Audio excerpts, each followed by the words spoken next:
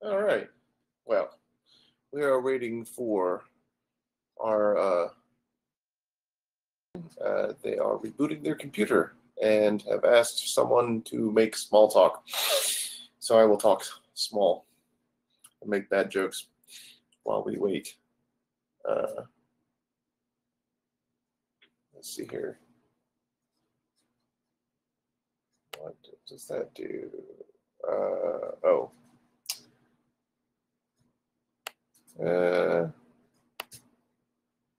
Cancel. That's screen sharing. We'll deal with that later. So, rebooting is occurring. If you have questions or want to talk about something, feel free to throw it in the chat, and we will ramble on about that while we wait for the reboot to occur and for them to connect.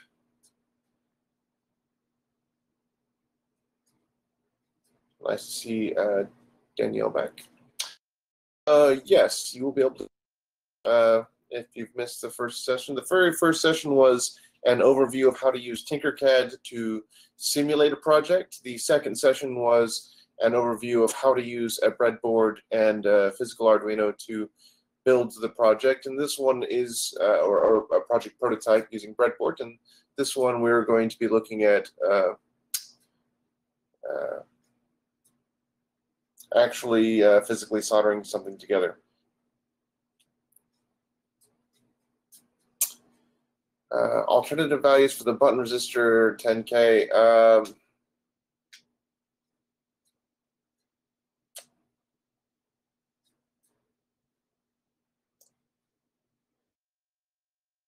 Work. So if you've got something that's 8K or 12K or whatever, that should be fine.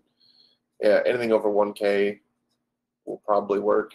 I honestly have not messed around too much with the Arduino to see how far it can be pushed. Yeah, my beard is pretty long now.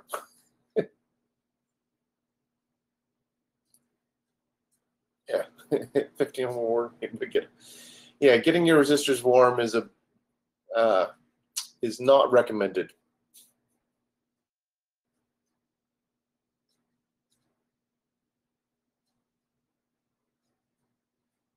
Because my beard gets stuck in the soldering iron. Actually, one of the lovely things about a long beard, I'll aim this down so you can see, is that the table catches it.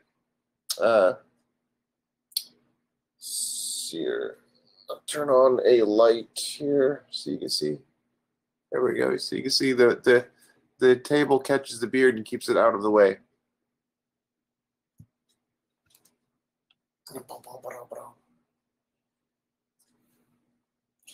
If I need to get rid of it for a moment, I just tuck it into my shirt like this, and voila, it is gone. I also have a apron I can put on, or I'll put a second shirt on.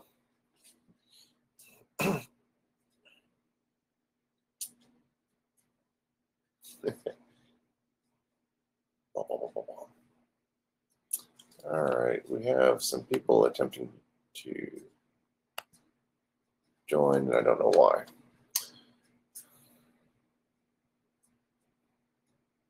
Is the cat? That's a good question. Where are you at, Raven? Usually, when I start a live stream or a phone call, she's right up in here, but she, I think, is laying down upstairs in the bedroom, chilling. So she's not with me currently. She's upstairs.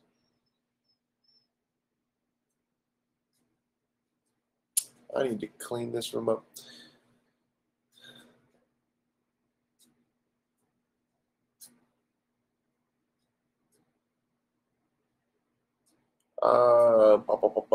I'm not sure what you mean by half boards. 4 columns.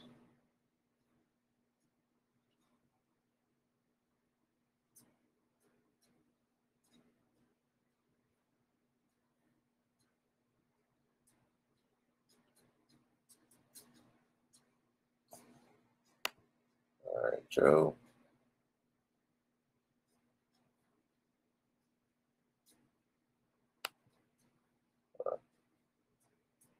Or no.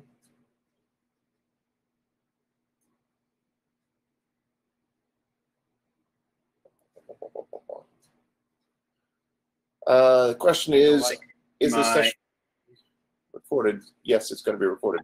Hey, Joe. Sorry, it doesn't seem to like my overhead camera, but if you only have one of these single part boards, you can still do it. But what you might have to do is have a bunch of wires that jumper all your LEDs over. Does that make sense? Because I think in the example, it was like a double-edged breadboard, kind of like that. I see. That's all. Well, much for demonstration. Yeah, so, yeah, there we go.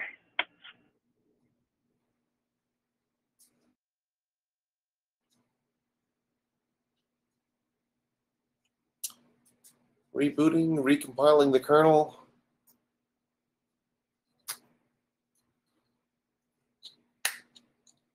How bad is it?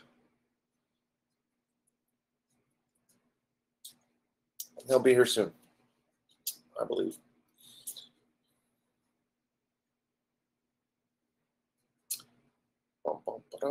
Oh. They're having one of those, your computer ran into a problem and needs to be restarted again issues.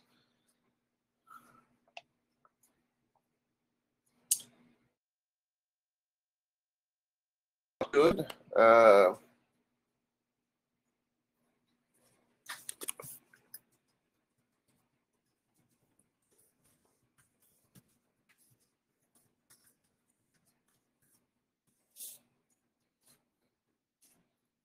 All right, coordinating with. All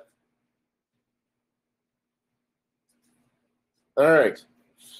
So let's talk about the theory behind soldering, what we're working on while we wait for the technical issues to be dealt with, and then Chris can begin the demo. So let's start with the first thing.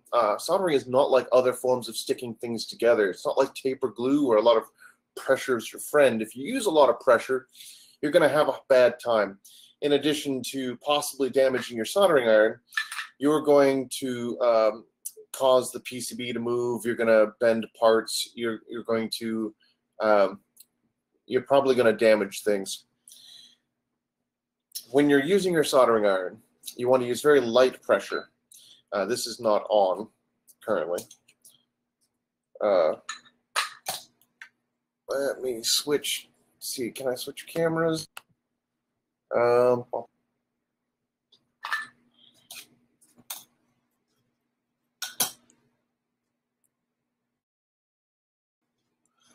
So when we are putting the iron down, we're going to want to just gently lay it here. We don't want to push down.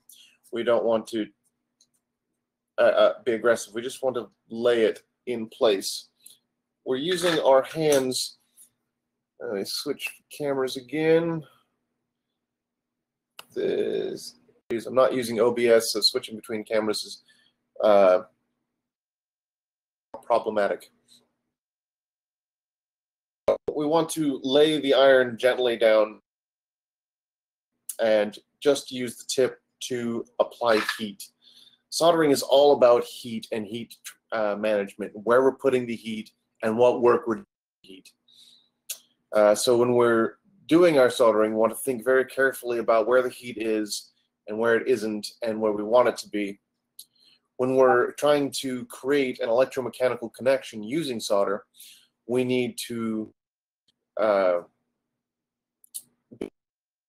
solder is going to flow, and it's going to flow to the hottest thing that it can.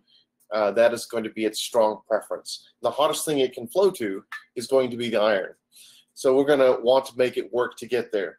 When we apply the heat, we're going to apply the heat on one side of the pad, and we're going to put the solder on the other side so that it has to work going around the part to get over to the heat. and that is going to make it significantly smoother. If we just put the solder directly on the heat, it has very little motivation to leave that heat and go to something that's relatively much colder, like the PCB, or anything that's not being actively heated by a heating element like the soldering iron is. So that is one of the things you're going to want to keep in mind as you work on this project and follow along with the demo. You're going to be paying attention to where the heat is and making the solder do the work for you. Try to solder by putting a big ball of solder on the iron, then applying that directly to the board, and that can work, but it's going and more frustrating and require a lot more flux. Instead, what we're going to want to do is apply a small amount of solder when we tin the iron on one side of the board, make the solder work to get to that heat, and you'll see how it flows. After we get that flow, we're going to want to remove the solder, but we're going to want to leave the heat there for a second, and that will allow the heat to homogenize the solder all the way through and give you a really good connection. So I will bugger off and let them take over now. Hi guys, just want to make sure everybody can hear me to start with, because I had a blue screen of death because Murphy's Law.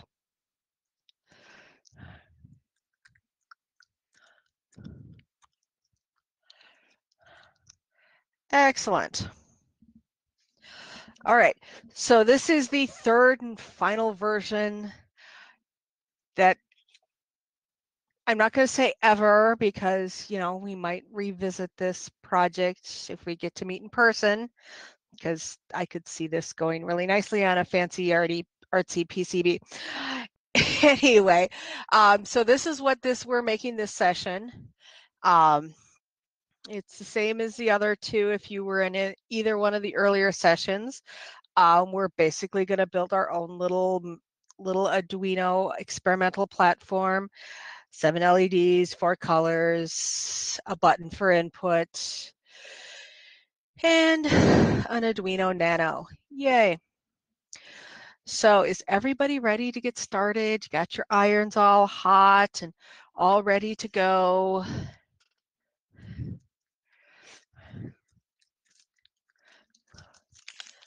Yes, okay, good.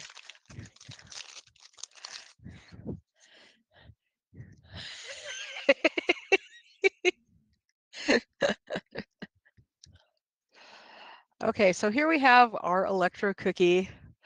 If you found one of these on Amazon, great. If you didn't, I'm hoping that you found something appropriately similar. And so we're just going to dive right in, because that's the one thing about being the hardware person. It's kind of like when the shoemaker's kids go barefoot. You spend all day fixing other people's problems for libraries and whatnot. And so you just want to go home and use your own system and just kind of ignore those general maintenance tasks that I probably should not be putting off any longer. All right, so we're going to start with the oh my God, what is this? This is a resistor. Hi, yeah. Apparently I do need an adult beverage at this point.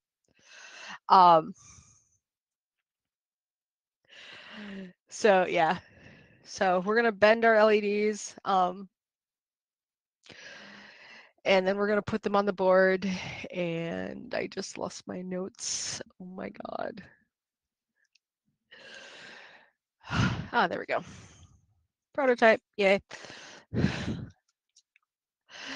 All right, so we're gonna start with our 220 ohm resistors. These are current limiting resistors for the LEDs. Basically, the Arduino puts out more power than the LEDs can handle on their own, so we use a resistor to limit the current. And if you've got the notes, all of these go from the, wow. Oh, let's try it that way. Oh, that looks much better. Okay. So all of these go from row J into the negative rail. And so this one goes into number 4.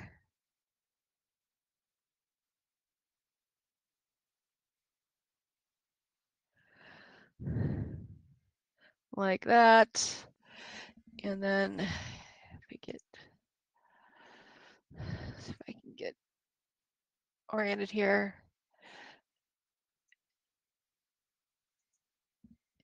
And there's a nice close-up shot for number 4. And back to the wide angle. And then on the other side, holding the resistor down, just bend these out just enough so that it stays put. And then we're going to put the next one in at J8 and the negative rail. And yes, I'm using my fancy little component bendy tool.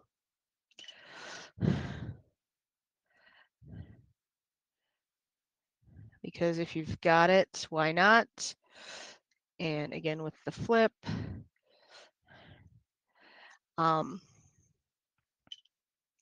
So that's what so if you really have to have one of these, I guess search for it on Amazon.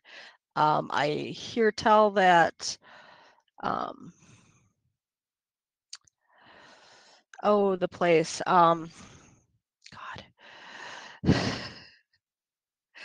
The place with the STLs. Wow.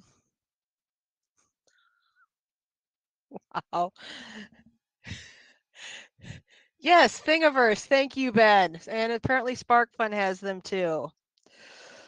Okay, now that we have that solved, and I might be able to talk again by the end of the session.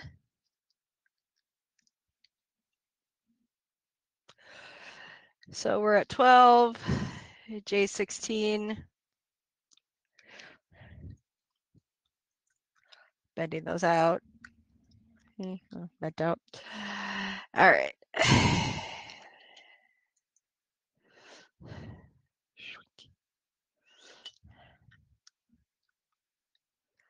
And then we need to go with J20, negative, and row J.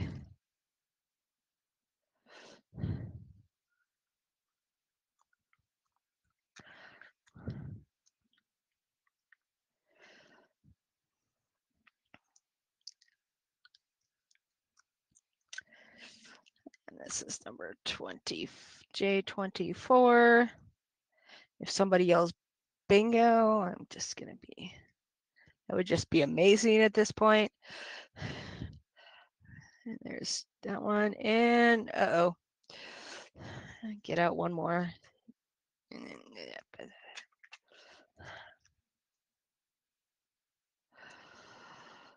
And bend that in place. All right.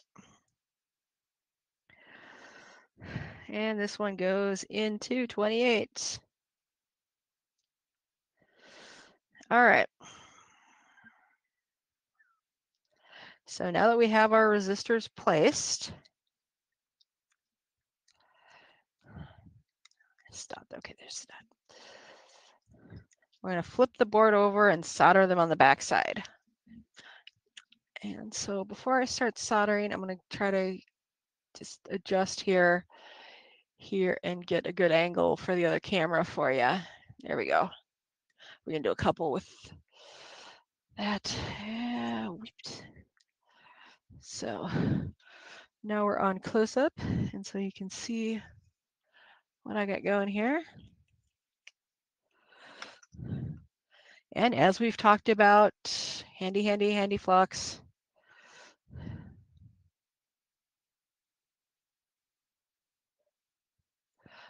I like a liquid for through-hole projects. I'll put it on camera for the other, when I have the other camera back up. You can actually get, it looks almost like a magic marker, and that's better for surface mount. And then sometimes you'll see a paste, and that's best for wires. And I do have all 3 laying around my workshop, of course. So like Ben was explaining, you want to heat this up and touch a little solder to it, maybe. And maybe my iron's still dirty. Oh, come on. Come on. There we go. Starting to get there. All right. Wait a second. Let me tin this.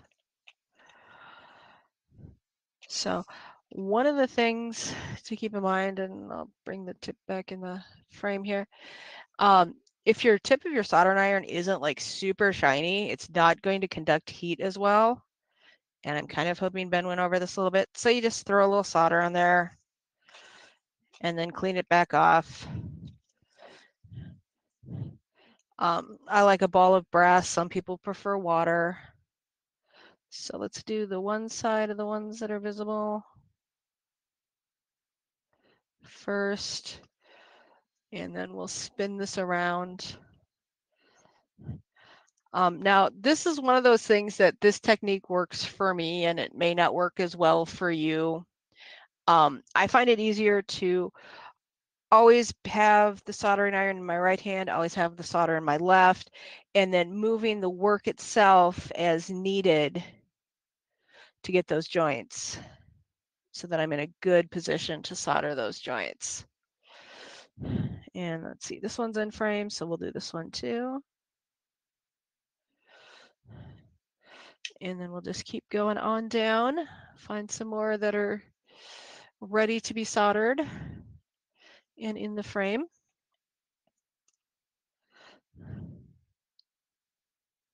And there's one, and there's one.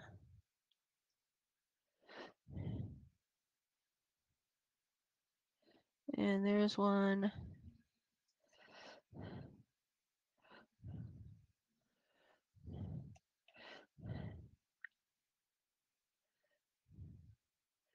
And there's one. And now we're going to spin this around.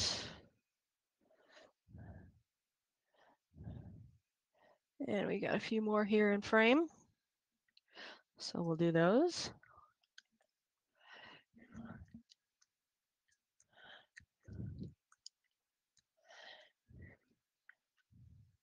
And Ben put a good point here in the chat that water and sponge will pull heat out of the tip and can accelerate the how fast your tip deteriorates or wears out, breaks down. I use little balls of they look like Brillo pads, but they're made of brass. And when we go back to the wide view, I'll show you that as well. I actually printed my own holder for them, but they do come, but you can get them as well. And where is that? That's right there. Okay.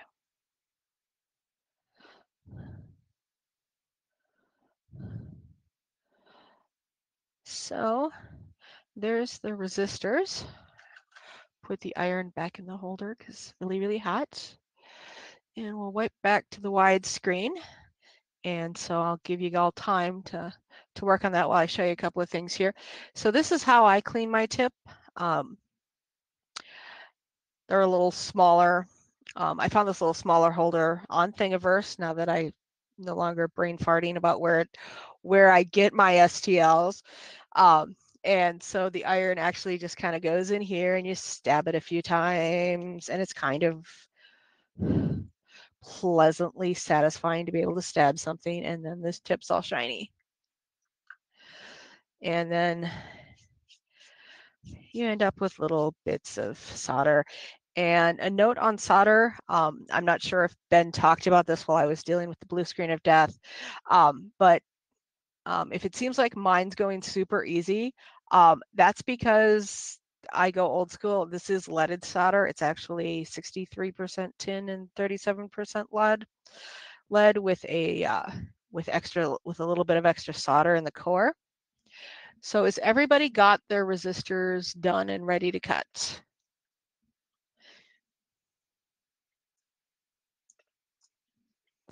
Okay, that's fine. I figured that of all the sessions that this one was going to go as long or if not over, so that's fine. We can wait. No worries.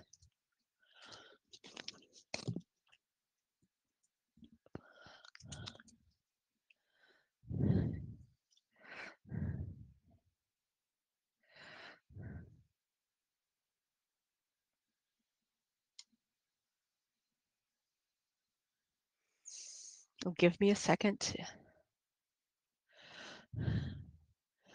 to get my cheaters on.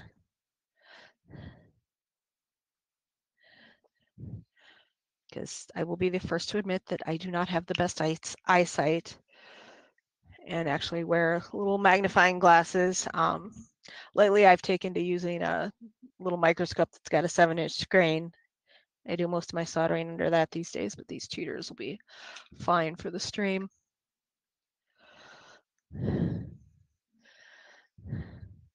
Okay, done. And Jay can't find their solder. Okay. Yeah, Jay, as long as you get a good solid bend on all the leads, you should be able to go through and solder this anytime. So can I get an R or a ready in the chat, please, and we'll move on.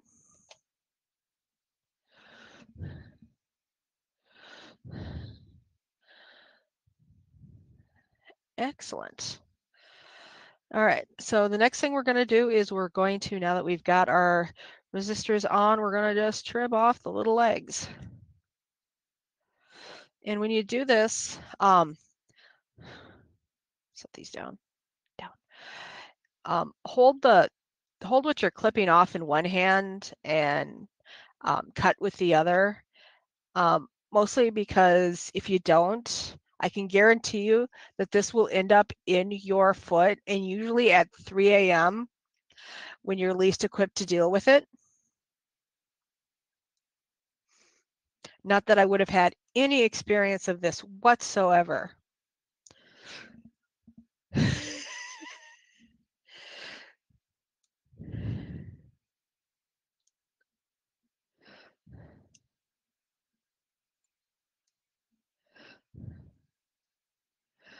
Okay, so there's our resistors. Now we're going to do the long part next, just because the way the prototype ended up, because I just had to at least once in one project use 10 millimeter LEDs, just for the WTF factor. So we're actually going to skip ahead and do the wires first, and then we're going to come back and do the LEDs. So go ahead and get out some wires. I'm going to grab some, hopefully, maybe, hail. Just read Russell's stuff from the back here.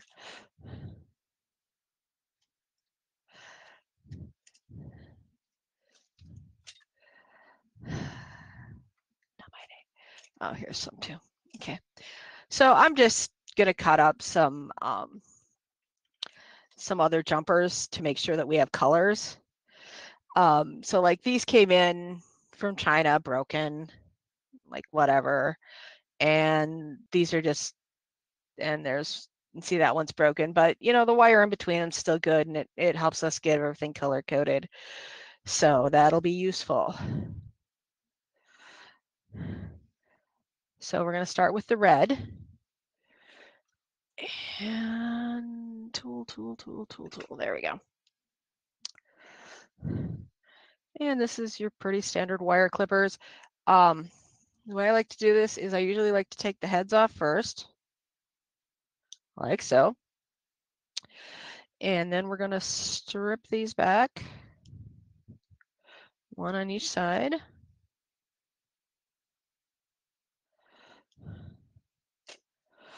And now here's the tricky part. You want to take and hold the bare wires tight and then twist the wire.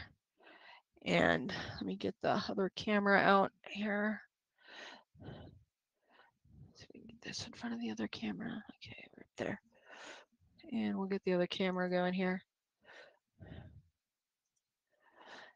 And you can see how that's kind of like now in a tight little spiral versus the other end, which is a little bit all over the place. And this one's going to be a lot easier to solder. And back out.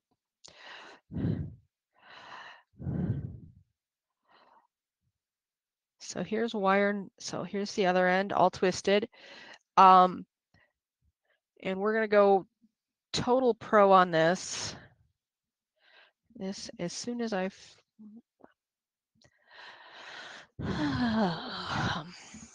figure out where I set the flux down at. Oh, there we go. All right, so just gonna add a little drop there. So like I said, I do use leaded solder. Realistically, if you look at the material data safety sheets for lead, it's not super dangerous until you start ingesting it. So as long as you wash your hands, you can use leaded solder, it's fine. So this is my technique for tinning wires. There are like, you know, it's one of those things that everybody has a favorite. I like putting a ball of solder on the tip of my iron and just running it through.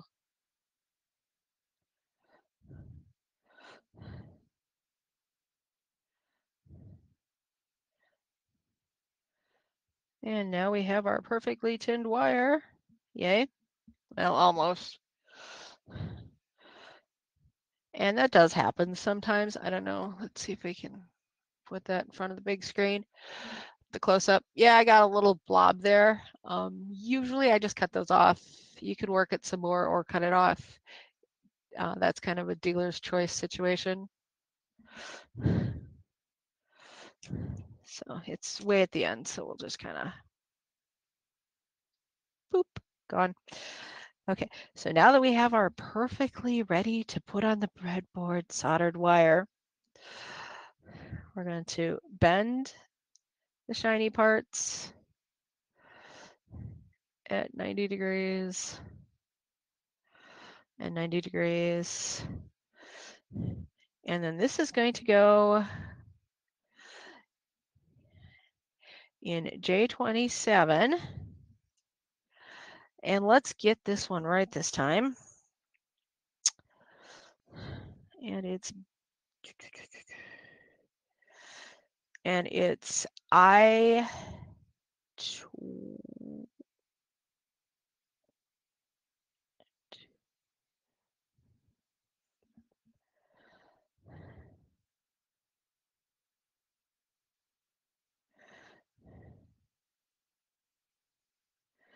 Yeah, it should be.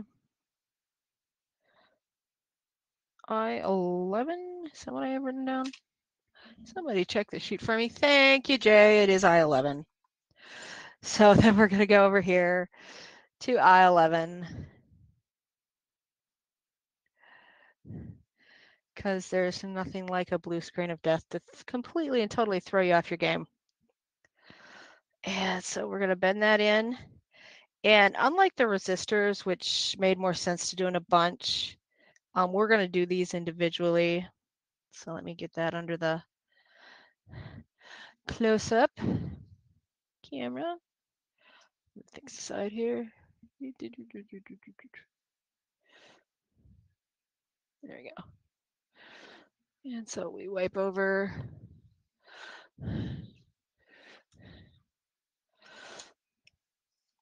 And clean the iron.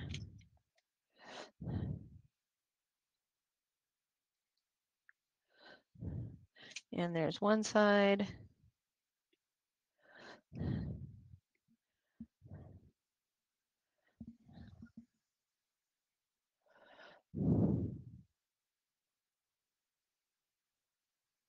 And there's the other.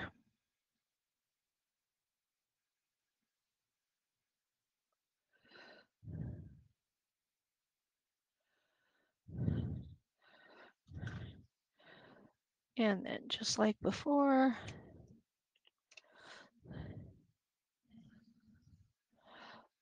we're going to trim away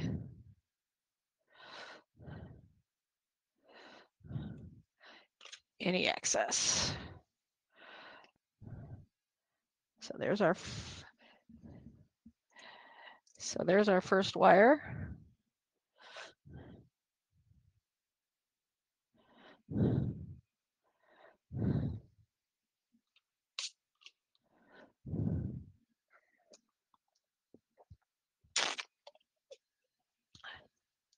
And thank you, Peter, for that perfect textbook answer. Awesome.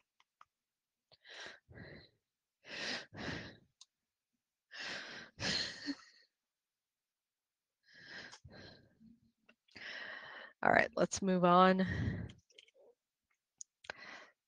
to our first yellow.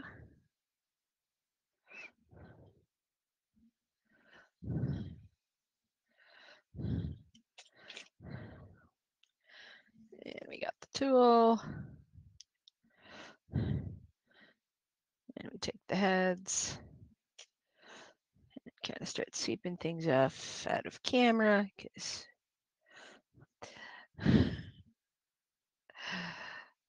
oh god. There's one. And there's two. And spin.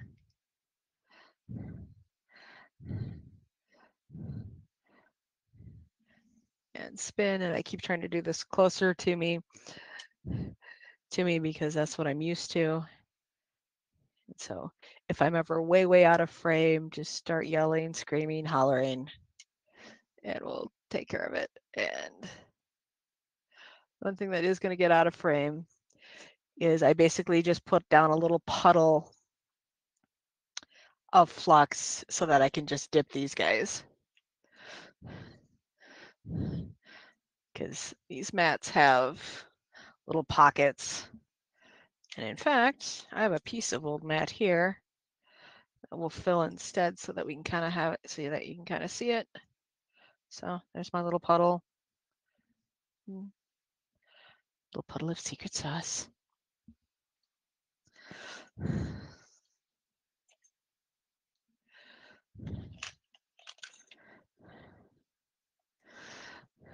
And little solder, little tinning.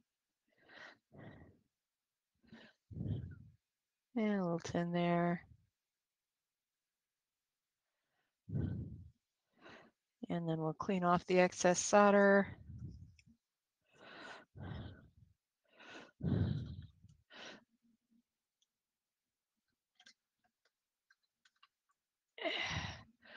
Stand up so it's easier to grab. Okay. So once again, we've got it tinned.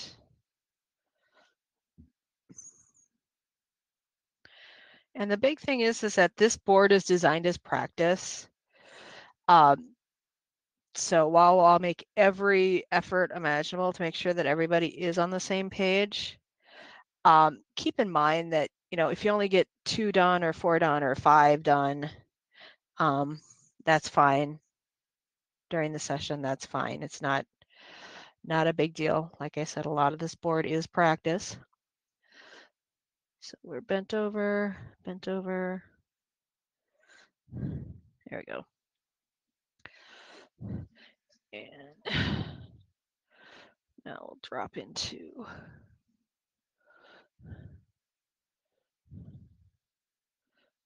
there we go. Oh, there it is. Okay.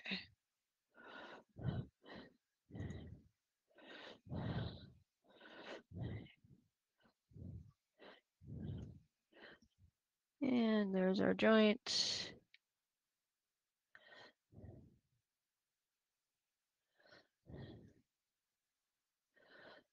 And we got that one. Let's drop a little flux on the other one. It seemed a little stiff. All right.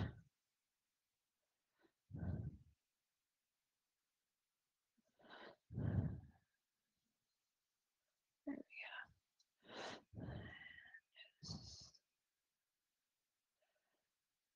go. All right, and there's the next one.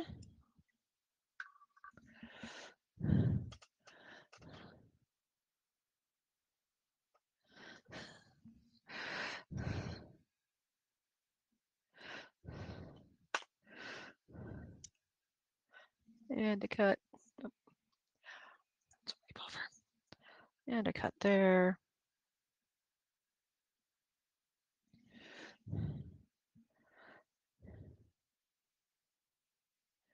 And a cut there. There's that one. And now, let's see, we got another yellow. Yep, there's another yellow.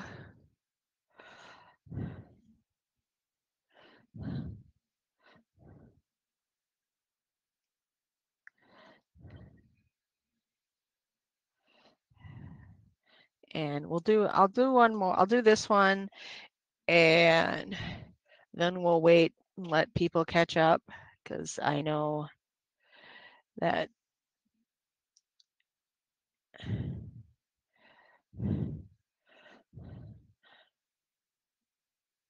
I'm doing this at what feels like a slow pace to kind of help you keep up.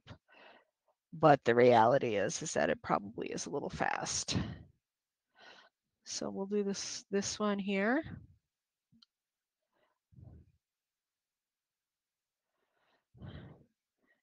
And this one will be into 19.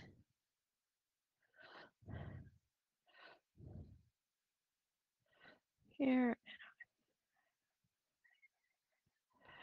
Okay.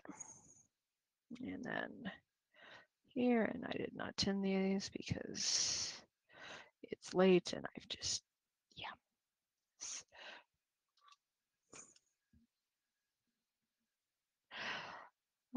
Okay, so there, tin. And a little more tin on the side, maybe. There we go. Look at that. Alrighty.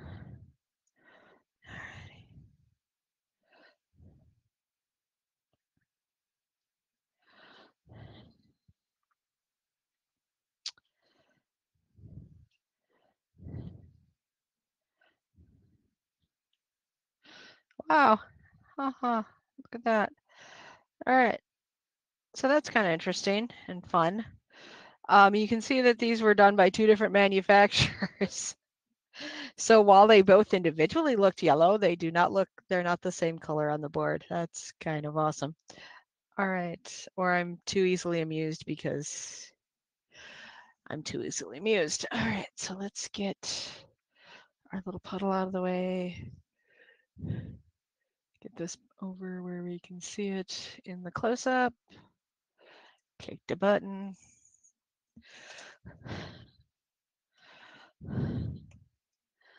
And we'll do number 3.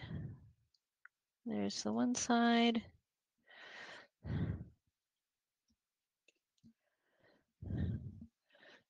And there's the other.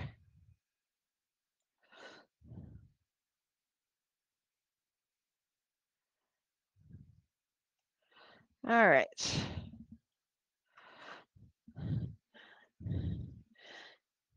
And we'll wipe back to the wide view.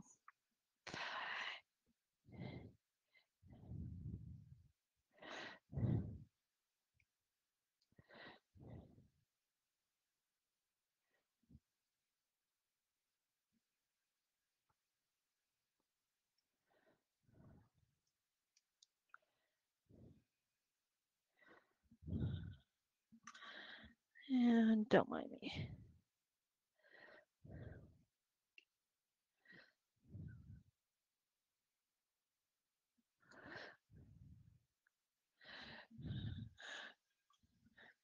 Studio lighting, sometimes things look soldered that aren't. All right, so we've got our first 3. And then we'll go ahead and give everybody a good minute or 2 here to make sure that everybody's caught up.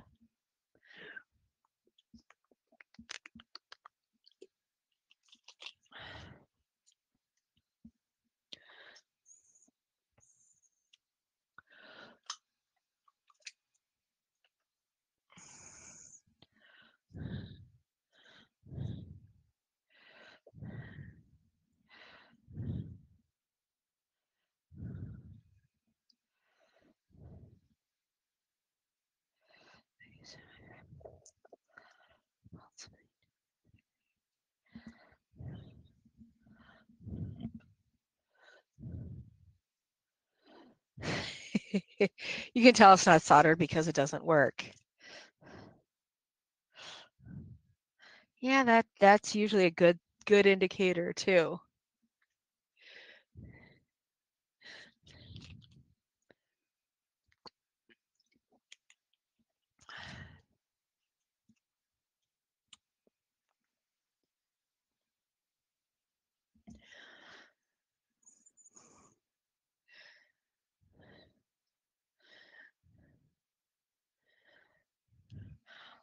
All right. Yes, I'll be patient.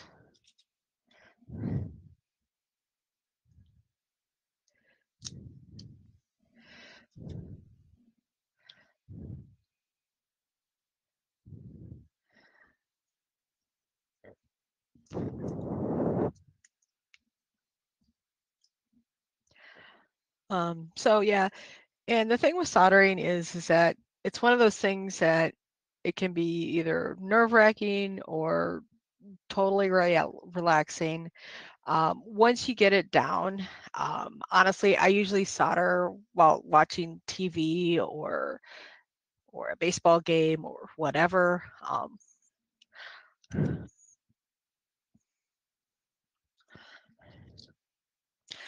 Especially when you realize that your makerspace just got closed because of a pandemic, and all of a sudden you're going to have to hand assemble all your things. Okay. So.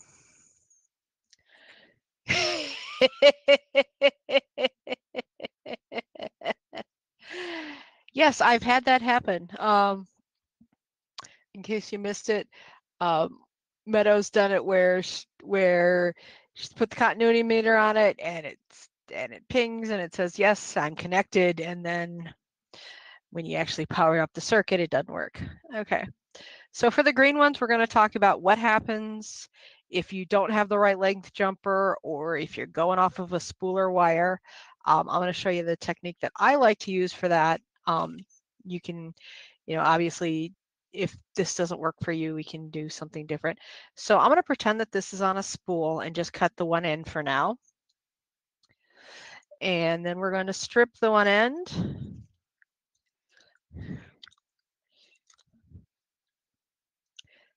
And so if it's on a spool or too long, or you've taken the guesswork, and yep, it's that little off-camera puddle.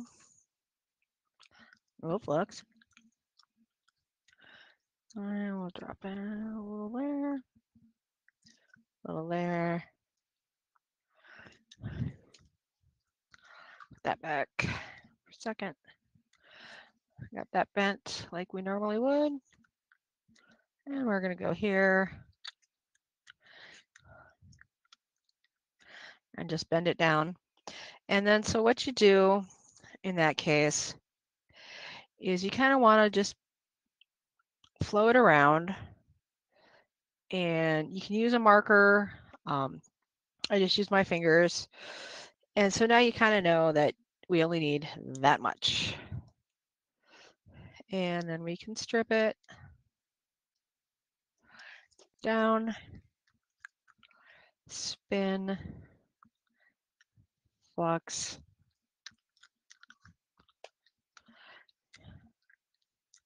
solder,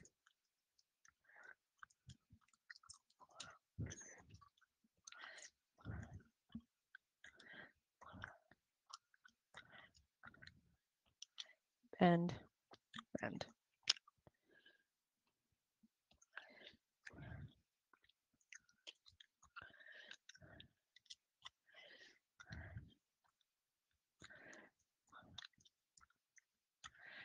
And then there we are there. And probably still a little longer than it needs to be. So let's go ahead.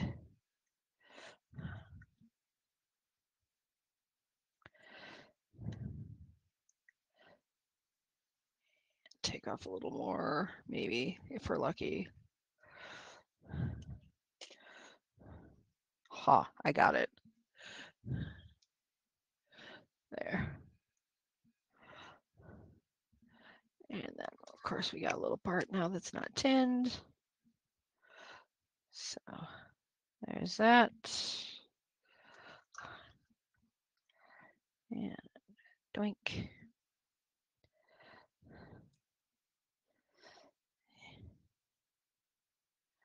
Do this again.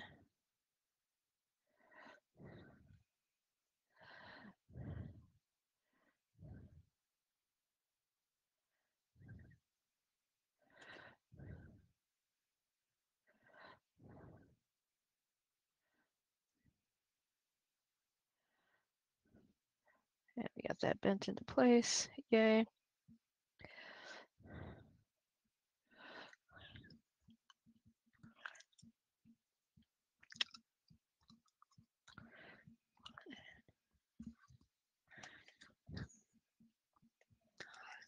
And then we'll get this up by the dot.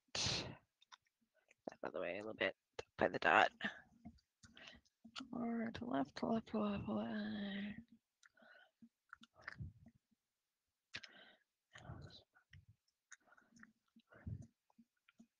There we go.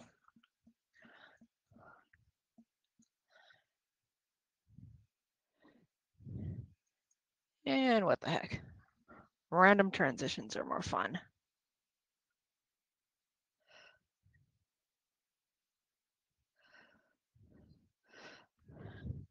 And a little flux.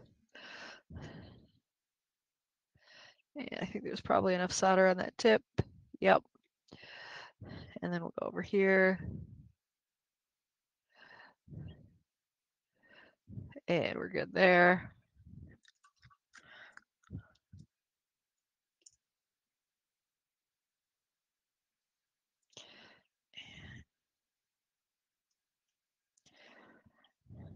And so there's green 1. And now we're going to do the same thing for green 2.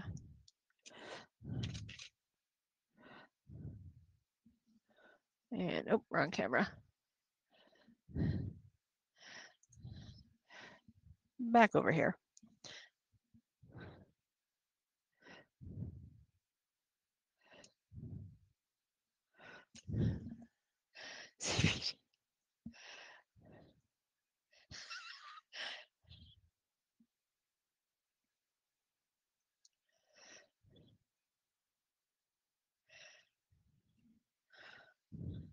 We're going to go digital 2 through whatever.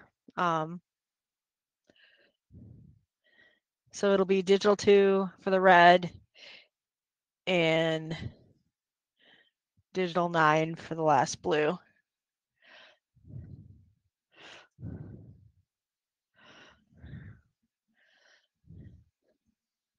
No, we're supposed to keep the magic smoke in the components, people.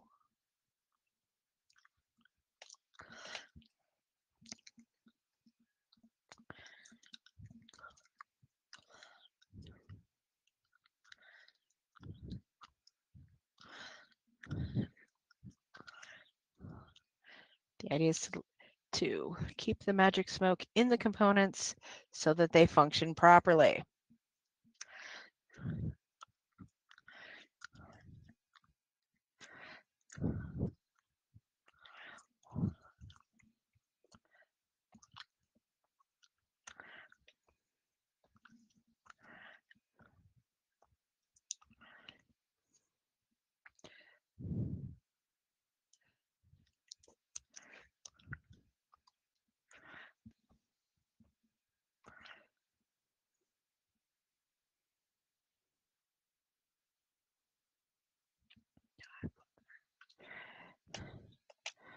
And clean this off because we haven't in a bit.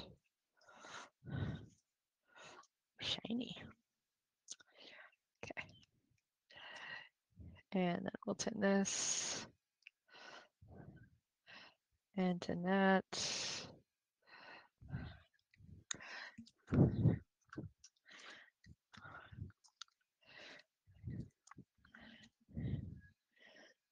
Is it still magic if you don't see it?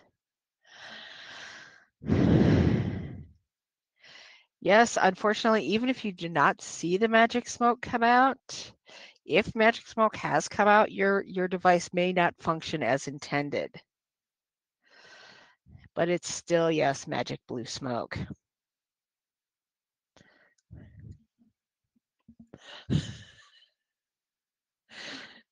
All right, so there's the other green. Get that in there nice and tight. Oh, there it is.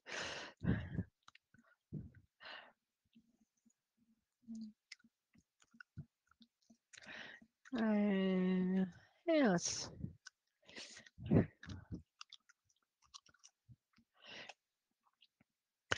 Yes, we've reached the goofy part of the session where you're going to see random weird transitions and all kinds of good things. So there's one side of the green wire.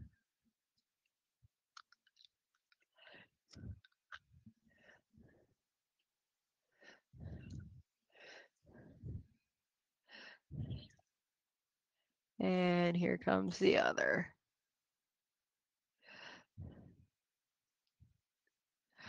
Yay.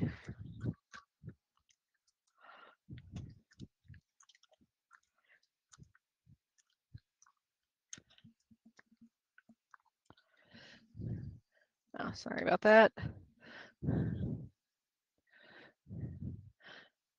Actually brought it up a little closer to me to cut because that's what I'm used to. I'm not used to doing this on camera. I'm used to doing this by myself in my basement with my dog sleeping on my foot and the twins are the Vikings streaming live next to me. All right, so we're on to blue. So yay, blue wire.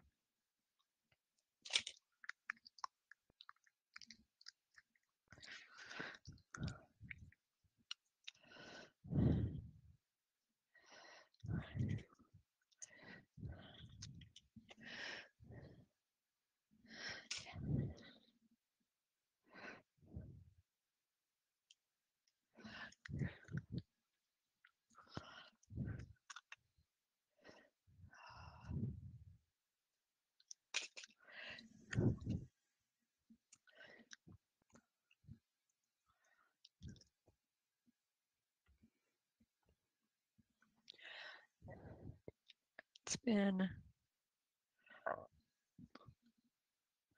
Off cram our flux puddle. Lilt in. Lilt in. Little cleaning.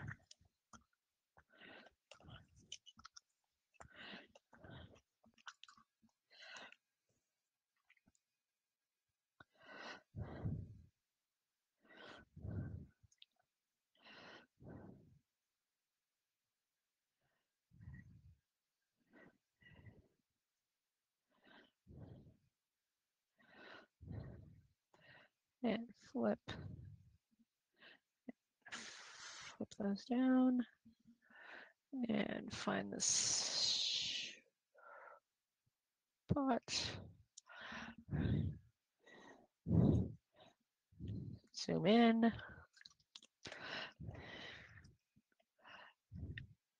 And we're ready for the next. All right, there's that.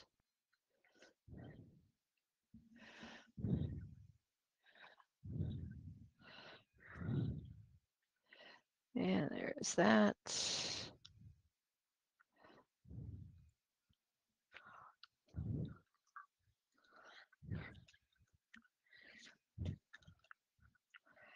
And a little excess to trim off. And I'll do the other side off camera. And we'll fade back out. And there's the blue.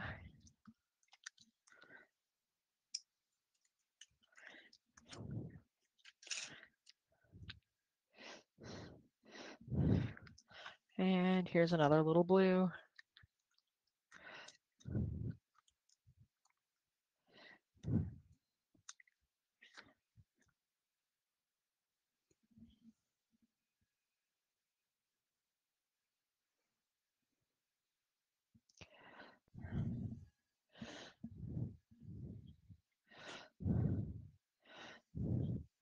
And the twist. And the twist.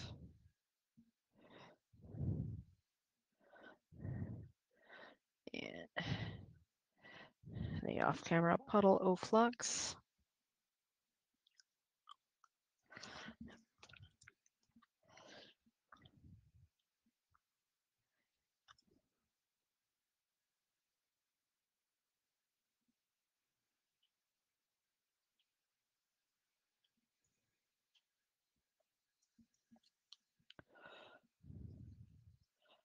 Attack the ball of brass. Okay.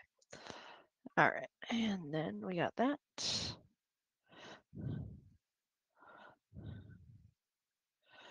And that. That goes in there. This spins around and goes in here.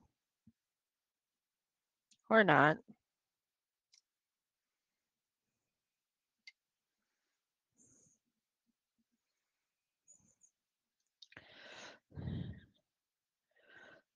That goes back and that goes back there. Yay. All right. And then.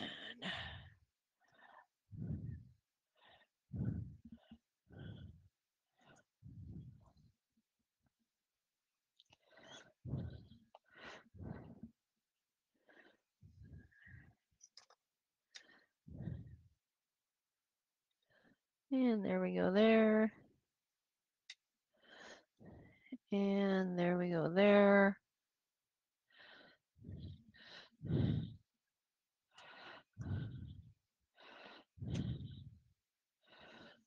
And, oops, I did the other side off screen. I'm sorry. Let's go back to.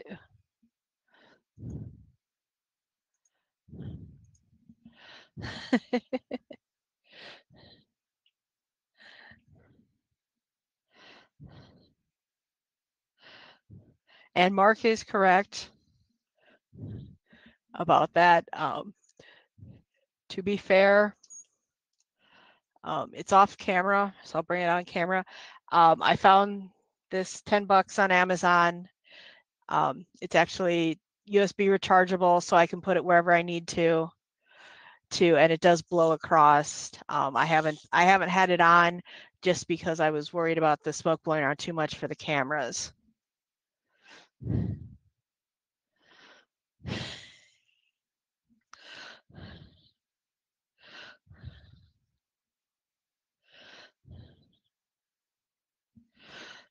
So yes, do not solder like in the back closet with no ventilation.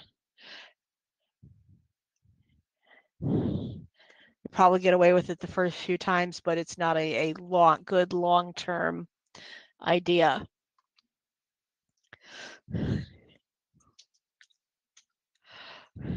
All right. So I've got all my leads that go to my LEDs ready, and I'm gonna go ahead, give you guys a couple of minutes, minutes to finish the wires.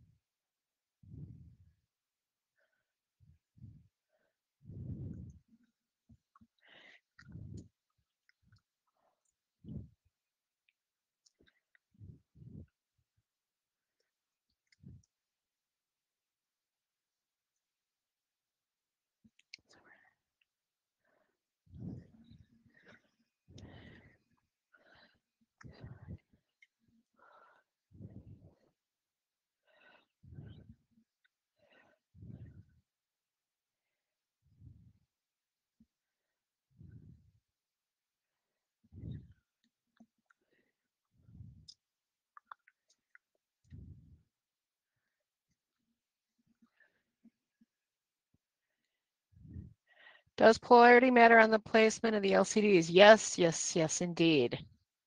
And we'll get to that here in a second. Just wanted to make sure that everybody was done with their wires. So if we could get that good old ready check going. While I pull out some LEDs here. There's a red one, and a yellow one, and another yellow one. No, you stay. Stay. Green. Green. Blue, blue. Okay.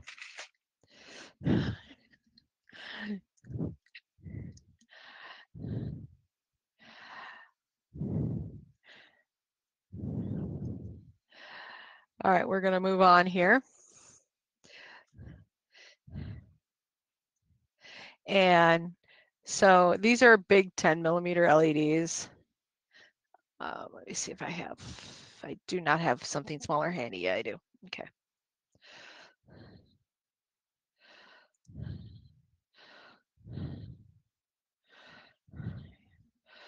Okay, so these are our 10 millimeter LEDs.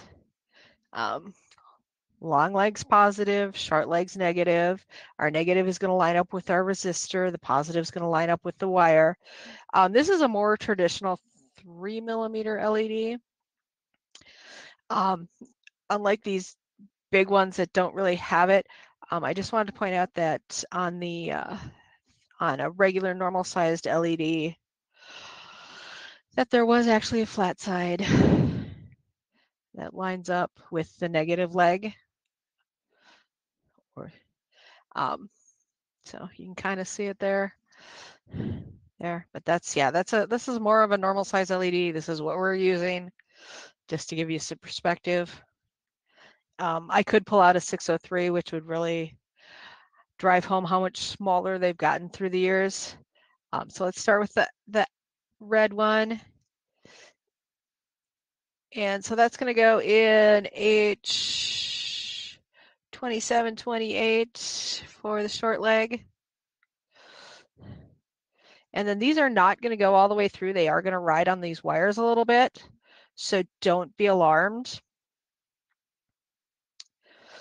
And once again, this is going to be a good case of place them all and then solder. Yeah, we'll have to go that way. Wow, I mucked this up.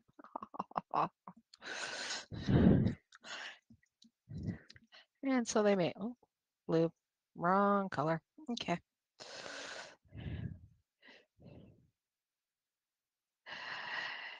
And wow.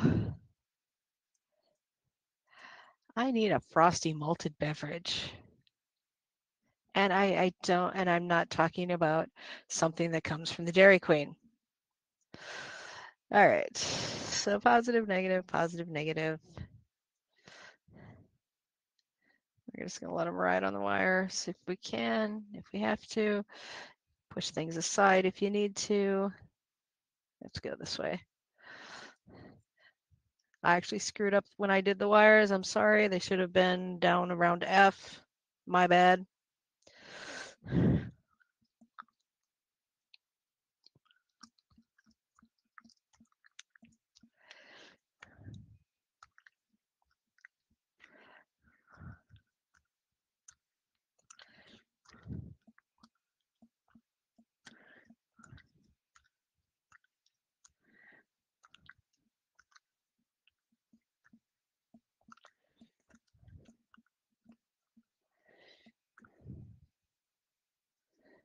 So there we go. And if you're very gentle, you can flip those over. And then we're just going to take the legs and bend them out a bit.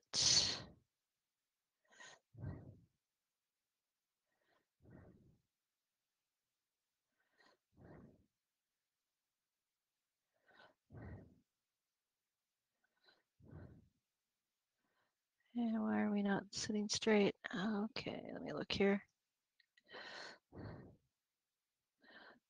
Okay, so mine aren't straight. That's probably because I got them from two separate sources. The ones I ordered Some of these I ordered off of Amazon, and they're actually flat on 2 sides. And then some of these I stole from my makerspace, and they're only flat on 1 side. So that thing, you know, things happen. So I'm going to drop some of these down and some of these up.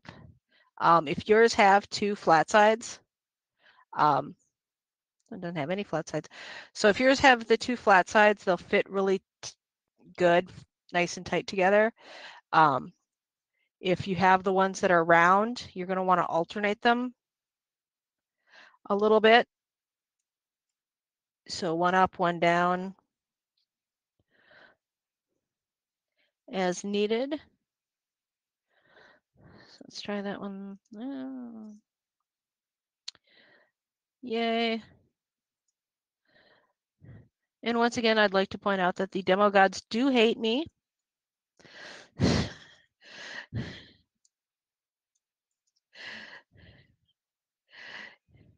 That I am not their friend or their colleague or whatever.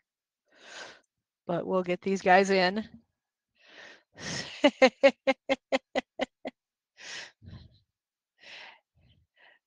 Yeah, the problem isn't so much, the thing is, it is these LEDs themselves. Here, if we can get zoomed in here, is that I have some that are like flat. They're kind of an oval shape. If we can see it here on the, we can see it here on the bottom, where this is flat and this is flat. And then, because these were really expensive, I just went over to my makerspace and got some from there. And let's see if we find one from them. And so the ones I got from them are perfectly round. So you plan a project and then your stuff doesn't come in, so you have to go borrow stuff from someplace else. And of course, it isn't exactly the same stuff. And so that was just something I did not notice. So some of these are going to be, so they're not going to be perfectly straight like they are on the demo board. And at this point, I am entirely okay with that, just as long as they're reasonably flat. I think we're going to have to move.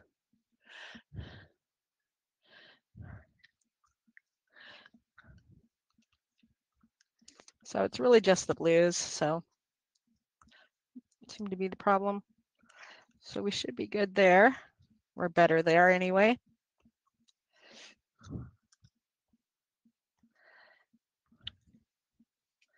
And now we're going to flip this over and get it under the other camera. Kind of feel around a little bit. There we go. Okay. Oh, we're already under the other camera. Okay. Yes, I really miss having actual physical helpers, because then I can just record a video and leave it on a loop and then have people do this at their own pace.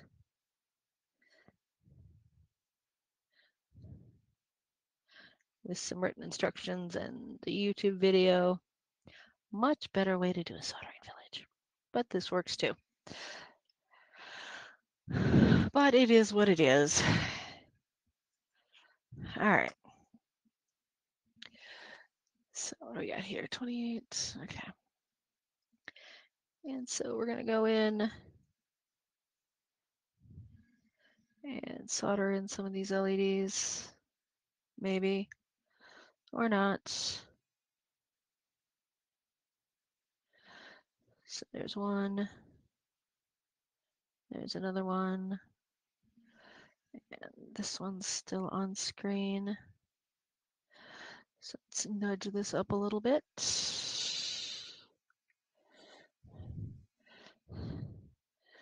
And then we're going to go with this side and this side. And the thing about using these soldered breadboards is that there is supposed to be, you're supposed to have this little perfect Hershey's kiss of solder on the backside. I have found that with these soldered breadboards, they're taking so much solder into these oversized holes that as long as you get the hole full, you're probably in a pretty good place. So then we're going to spin this around to do the other side.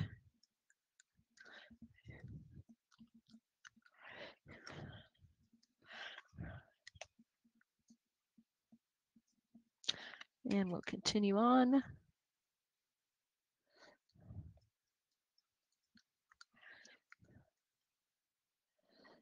And there's that. And there's that. And there's that.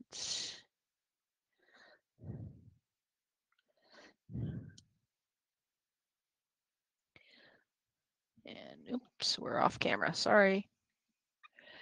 There we go.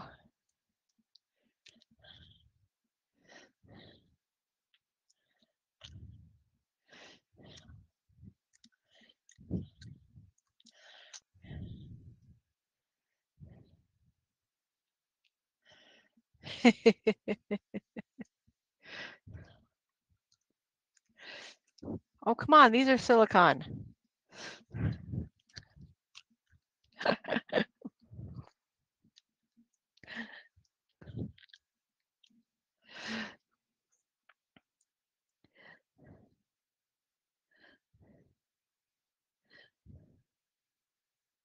There's a big difference between.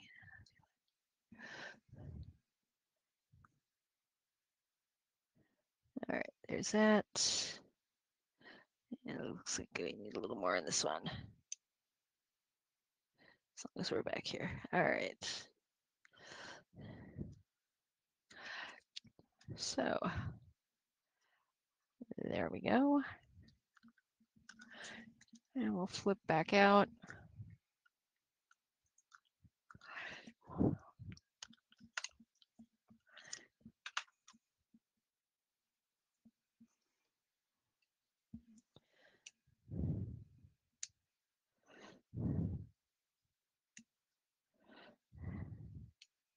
Yeah, big deal. Hobby electronics. We'll get everything trimmed down here.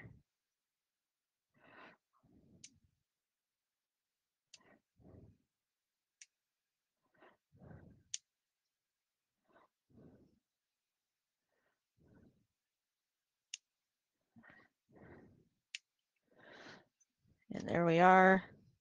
And yeah, not quite as neat as the ones that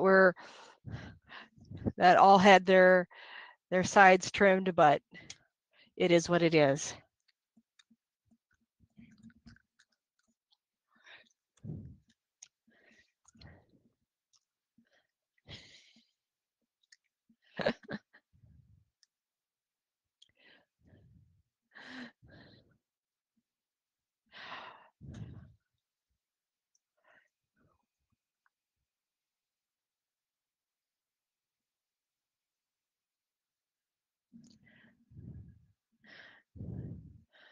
All right, and we'll do a ready check.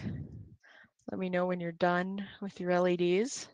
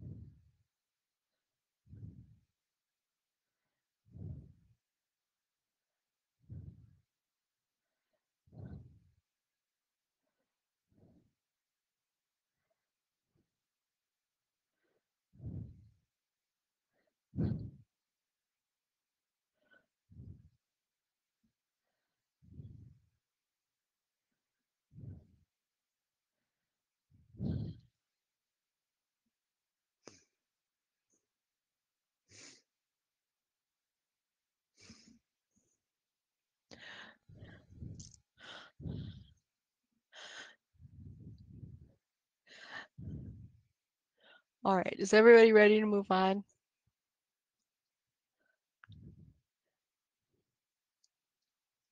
Yes, okay. All right, I'm going to assume that if the 10-year-old's ready, then everybody else should be good. So we're, okay. And so now we have our little Arduino, and we're going to put that on next. And we want to make sure to get all of the pins in at once. Now, did anybody get an Arduino that did not have these pins already soldered?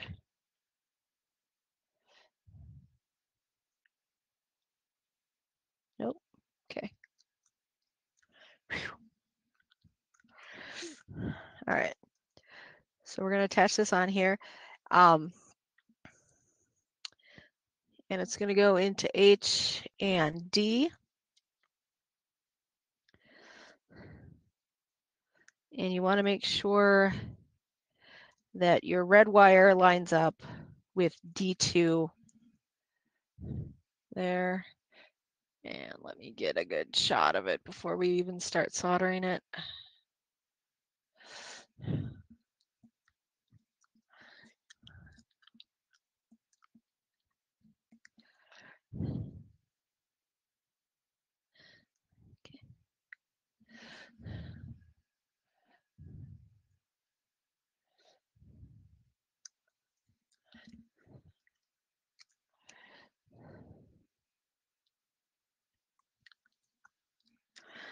Okay, and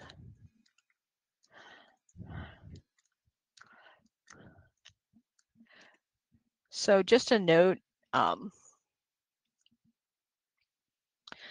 there you can see it, and let's see if we can spin it around. Because from the wrong angle, it looks like I'm in D3, but I guess there is a good angle where we can see that, yes, it's in D2, D3, D4, D5, D6, D7, and D8.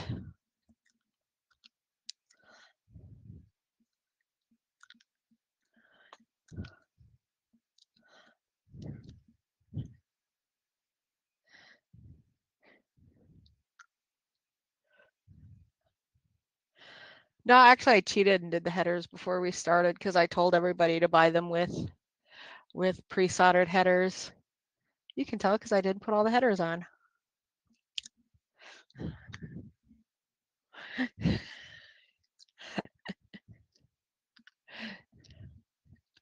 All right, so we're lined up. Everybody's got a good clean shot of what this should look like way up close.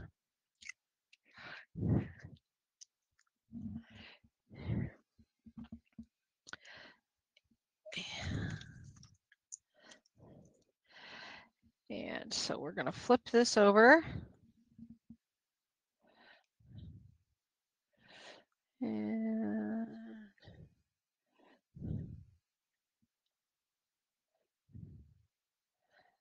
so in case you're wondering why I hold the board really weird is because it's actually easier to find where I need the camera angle to be if I'm right on top of it.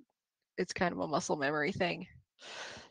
Okay, so because this isn't flat, what you're going to want to do when it comes to getting these pins on is we're going to pick a pin, and probably the pin that's absolutely the easiest to solder, which in my case is going to be at G1 according to the grid on the board. And we're just going to do this one pin, just the one pin. And what we want to do is we want to flip it over. And let me get back out into the wide angle so you can see this a little better.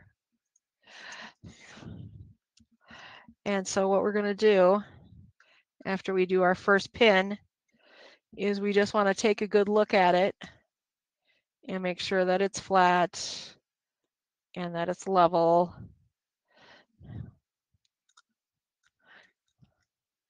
Because if we only have the one pin, we can heat up that one pin and push it down further into the board if we need to.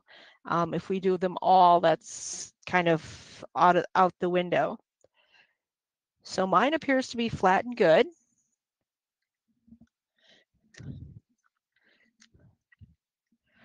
So we'll line that back up.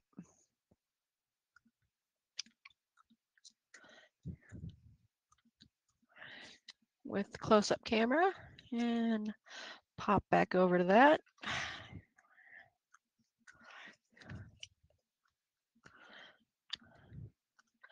And we'll drizzle a little flux.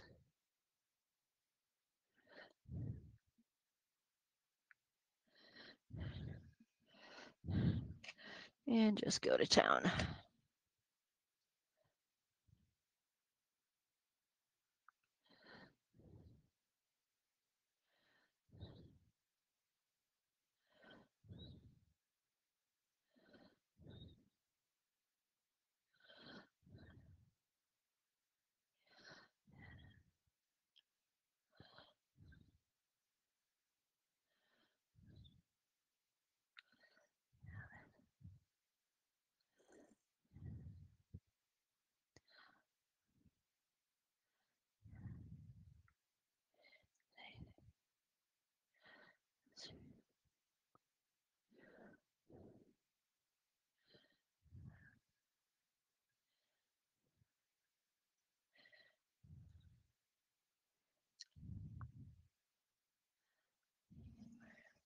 And we'll just move up a little bit.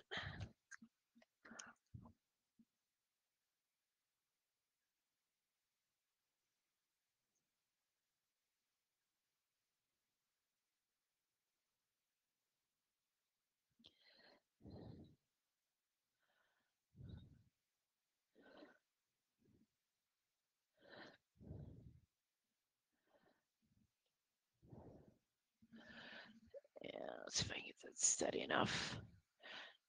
So that's what side A should look like.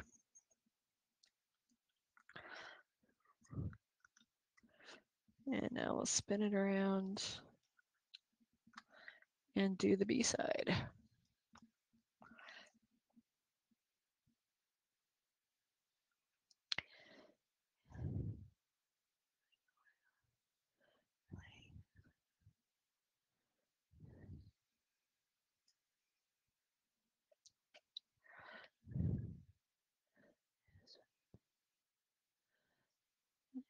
So 1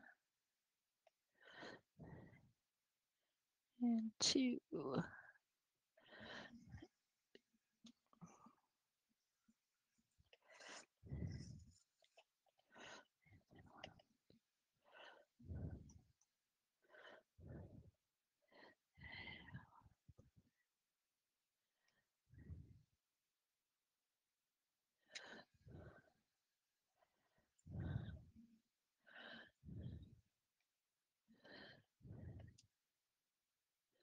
And next. And next. And next.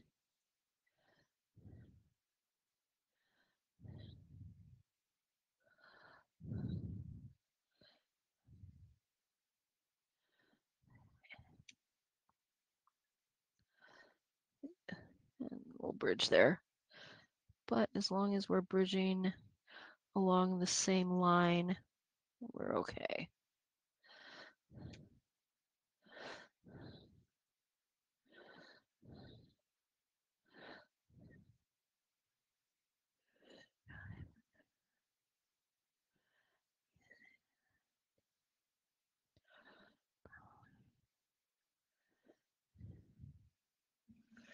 And we're off.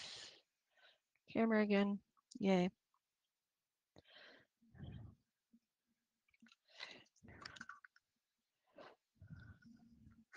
All right, and there's that. And did I trim this on? I did trim this. Okay. Stay. All right. So there we go. And we'll get back over to the wide view here. So there it is, all soldered in place.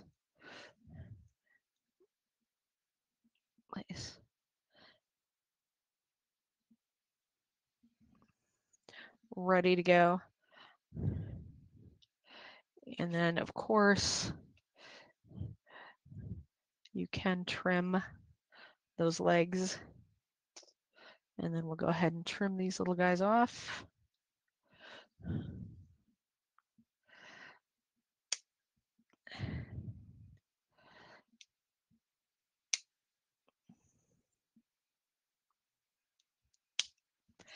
And I know you don't get to see because I gotta not throw them all over the house. Ouch.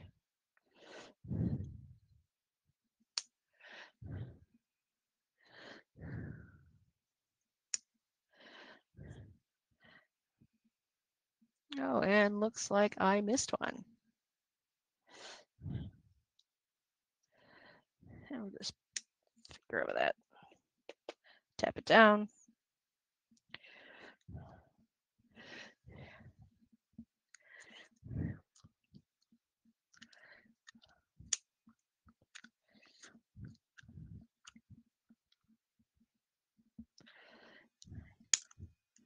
There's another cut, and another cut, and another cut, and another cut. And bang on that some more. All right.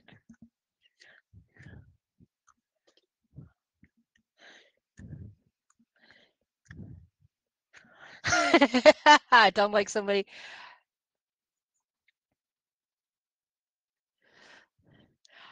That's the beautiful thing about breadboards. If they're a little off within reason, we're okay.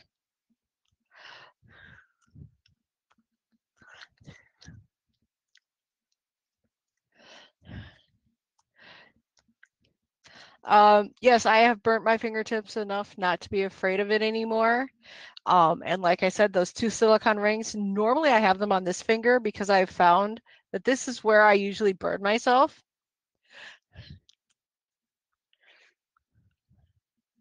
So that's the story there. And we'll just kind of sweep some of that off the side.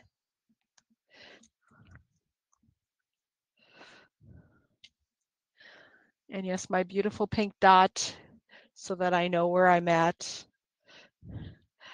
directly over the camera. Okay, so let's finish this up for today and get that button going. Okay, so the button, and the button is actually optional. You can work without it. I like to, at least if I'm going to build an experimental platform, I do want to at least have one input. So this is a 10K pull-up resistor, or this is a 10K resistor we're going to use as a pull-up. And then here's my fancy button. You can see it's got a little kind of weird square on there. That's because it takes a cap. Nifty. Okay, so we're going to need our 10K, our button, and we're going to use some orange wire because we haven't used orange wire yet, and so why not? Okay, so for starters, the button needs to be on 4 different, each leg of the button needs to be on its own interconnected row. So for example, F through J are all connected on the bottom, and A through E are all connected on the bottom. So it's got to be there in between. And depending on how you do it, you can move it closer or farther. I think on the original, on the notes, I had it at, looks like C19 for the lower left leg. So it was a little closer. We're going to do 22 just to confuse people because I can. So we're going to put our button down. And then the buttons are nice. Most of the time, their legs are preformed a little bit to make them a little bit easier to solder in place. And there's that. And moving that back over to the camera.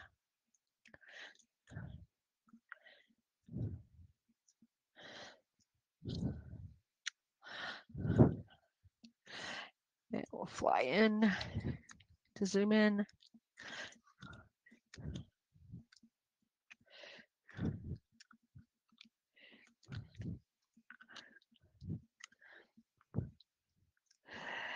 And then we're just going to tack down the 4 legs. There's 1, maybe, or not. 1, 2. And the spin.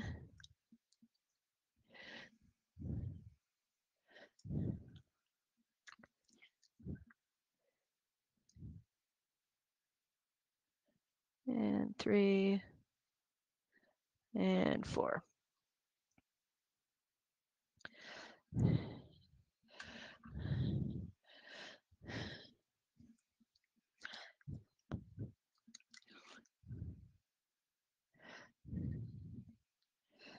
And there, I manually bent a resistor. Oops, there you go. Another screen. There we go. And there's our 10K. And we're going to drop our 10K. Since we did our right leg on 24, we're going to drop our 10K onto 24 and bend back the legs.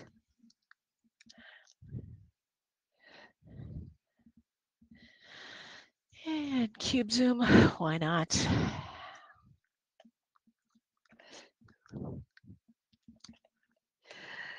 And we'll drop these in.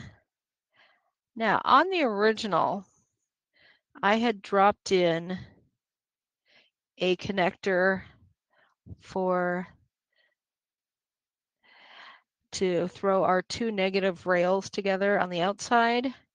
And looking at this board a little closer, I really didn't need to.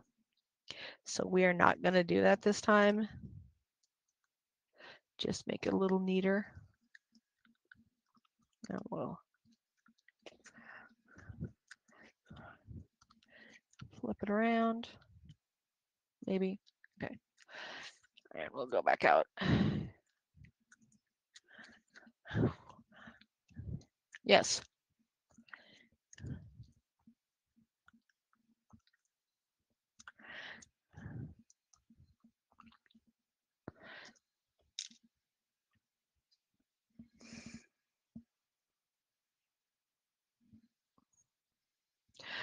All right.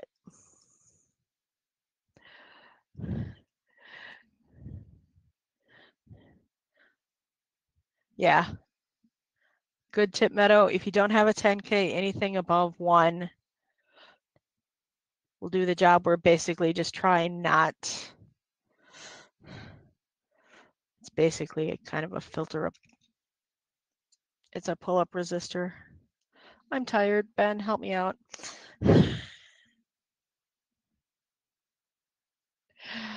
All right. So we're going to take this orange wire here, just like all the others. Snippy, nippy, twist, twist, off-screen puddle of goo.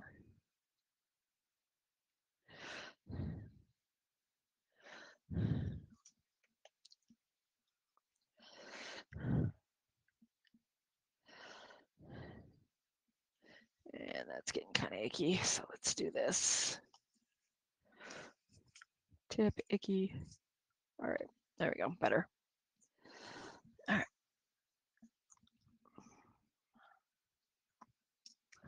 And a little solder, and a little wire, and a little more wire. All right. And a bend. And another bend. And this is going to be way, way too long. So let's figure out how much wire we actually need here.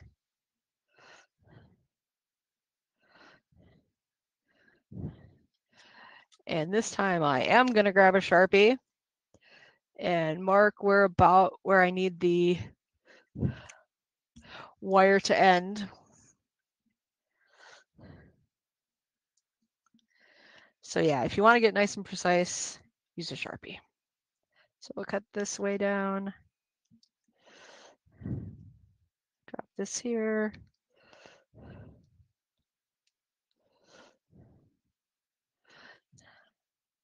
Add a little goo from the off-screen goo puddle.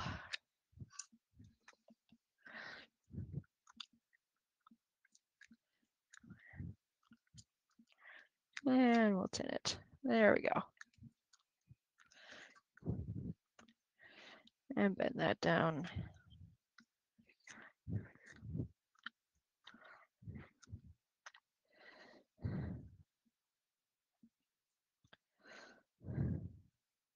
And we're going to move this over too, because not that fussy in a live demo. So there's our lower left leg going to power. And we'll get that under the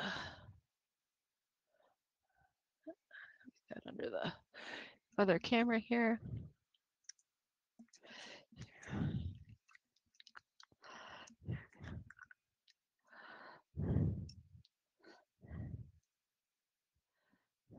And there's one leg.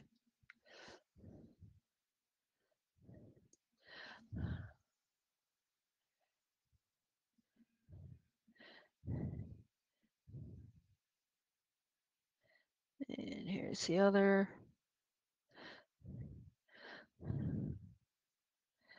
And you can kind of see here again, let me make sure I get this in nicely in frame, how this is kind of bridged with the leg for the button. That's okay on this kind of board. As you can see, it's all copper down here. And any solder we add isn't going to harm anything. If we had a bridge going between two of these lines, that would be an entirely different story.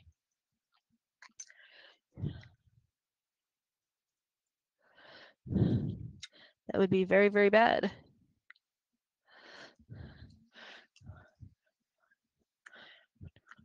Okay, so we've got our button hooked up. Now we just have to let the Arduino read it.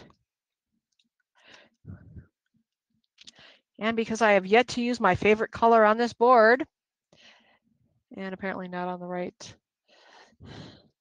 we're going to use a purple wire. Woohoo!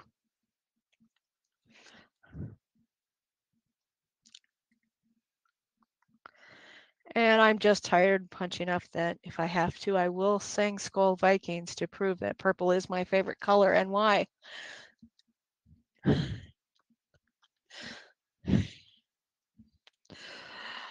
Oh, God. I usually very punchy when I needed these. All right, there's one side.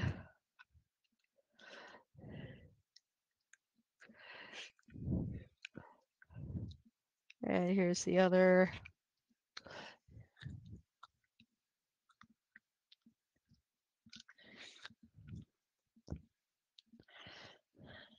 And memo to self, if we go virtual, if we have to go virtual again next year, we're not going to do all of the builds on the same day. By the last one, I'm pretty punchy. All right. Let's get this solder on here.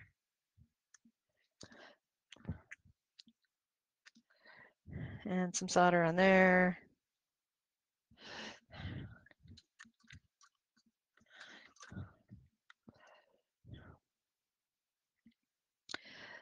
All right.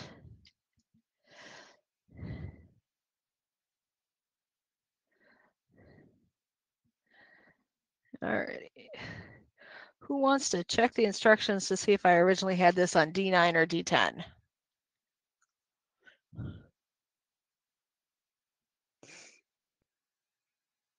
Ha ha ha ha ha.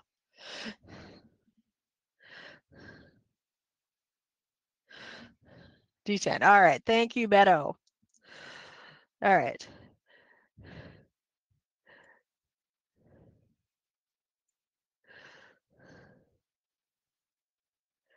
All right. So we're going from, looks like about I-24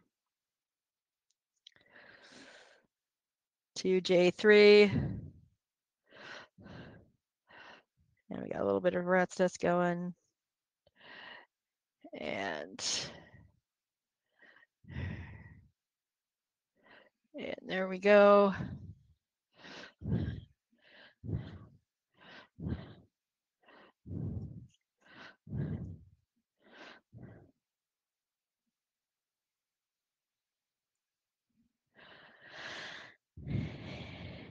we'll get that under the zoomed lens here.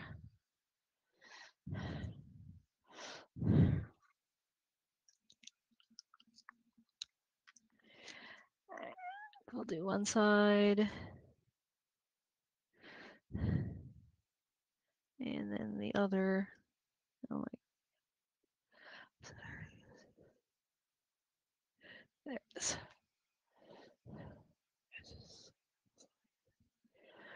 And there's one side. And the other. And yay.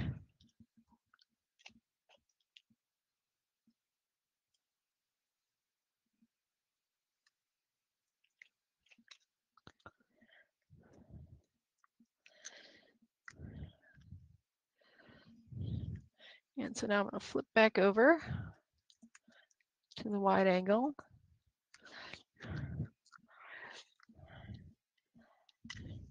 And I'm just kind of letting the board hit the light at different angles. It makes it a little easier to see if I've accidentally bridged anything or anything that looks like it might need a little more solder or reflowed.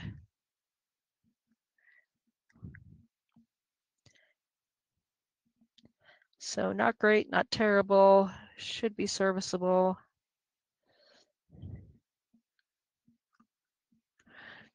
So, okay, there's our project. And wow, I started late and I still have a couple minutes to spare, so yay. So that's our project.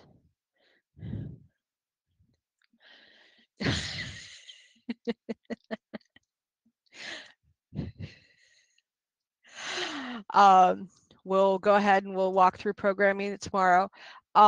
If you want to try it tonight, because I know there's a closing keynote and then a social hour, and then after that with most everybody being at home, it's not as long of a party or as much fun, but anyway, it is what it is.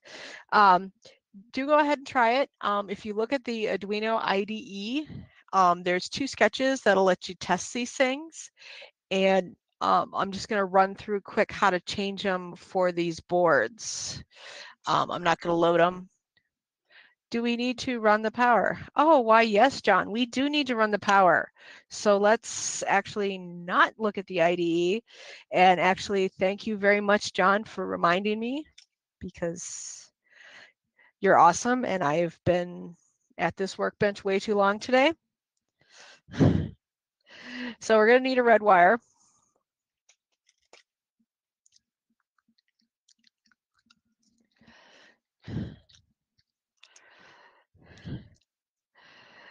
And so we're going to take the red wire. And I'm going to zoom in here to show you where it goes.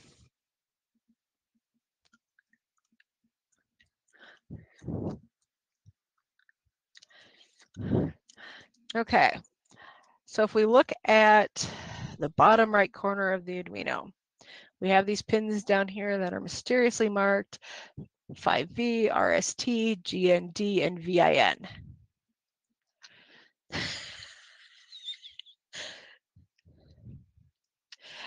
The black wire joining both negative rails, we can actually leave, and as soon as I'm done connecting the power and the ground, I'll show you why.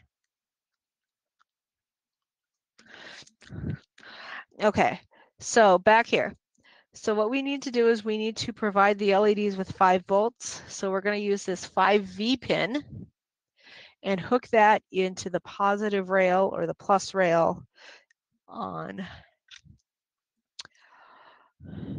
there.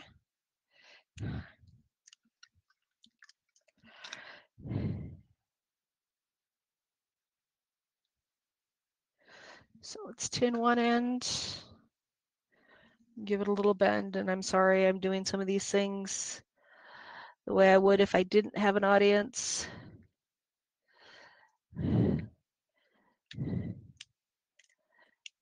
So this one we're going to mark up again.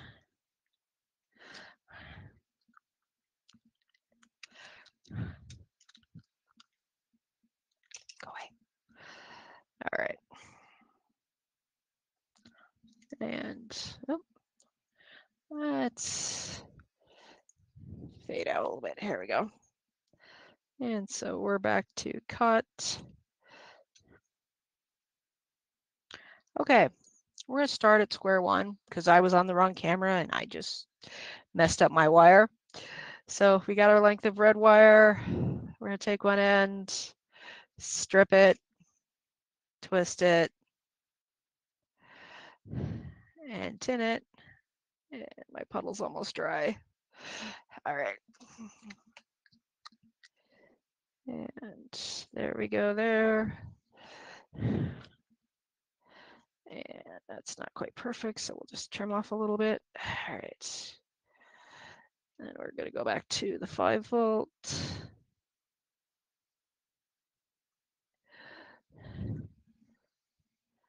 And, oh, come on, you stupid piece of...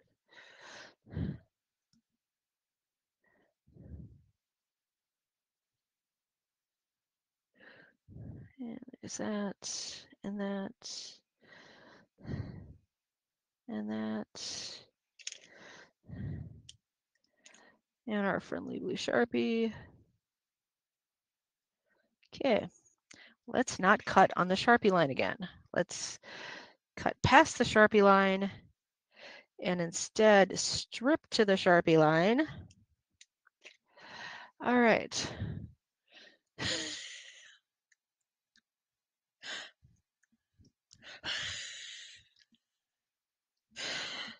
Okay.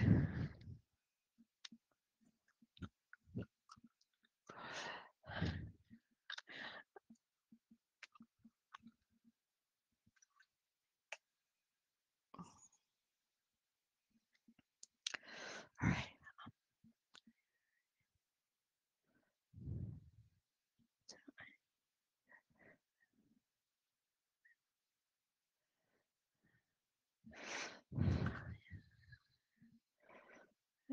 Some smooch on there. All right. And so I've just made another little wire like all the others. Yay. And we're going to go positive to, it looks like row 12, column 12, however you want to look at it.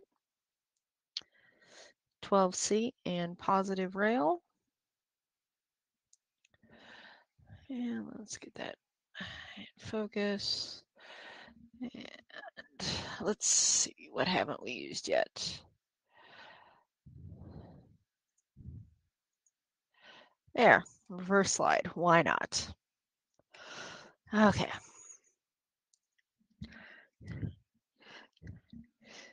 And we'll go positive rail first.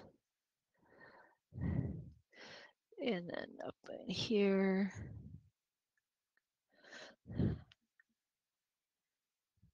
All right.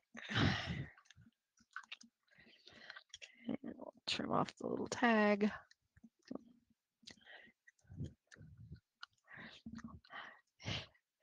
And we'll trim off the little tag and the excess there. And that looks good. And then we're going to find some black wire. Woohoo, black wire. And take that.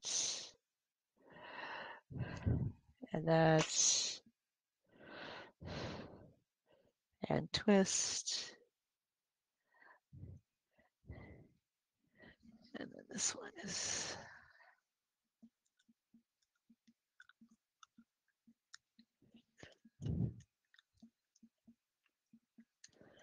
and wipe. And what we're really going to go here for on the black wire is ground. And there's actually more than one ground on this board, but we're going to use this one. There's one on the other side. I think there's a third one if I would remember where it is. I know there's at least 3 on an Arduino Uno. That last pin next to ground is VIN. It's voltage in. So if you were going to say use AA batteries, 4 of them, to power this, instead of say a little like lipstick charger or just leaving it plugged in on your desk, you would want to put there, because that will take unregulated voltage, whereas the 5-volt pin is actually an out, whereas the power coming in on the USB port is actually regulated. So fun times. And so I'm not even anywhere. Okay. There we go. And you'd see it coming in, and let me pan back out or cut back out. There we go. And too long.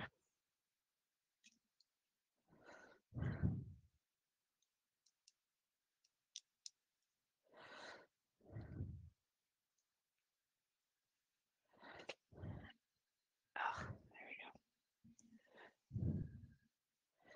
And spin. And there we go. And let's make sure that this fits before we tin it. So ground. And that could be a little shorter. So.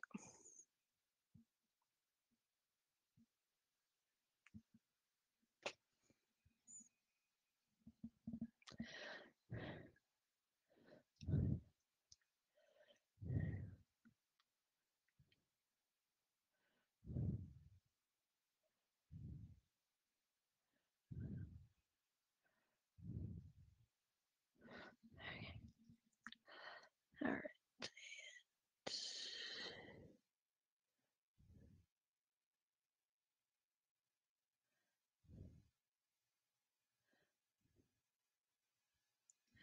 Okay, this should be good. So magical puddle off screen.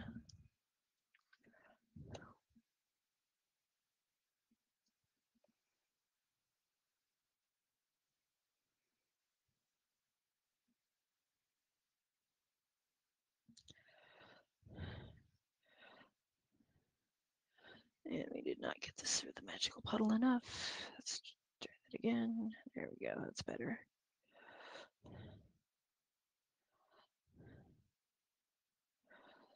All right.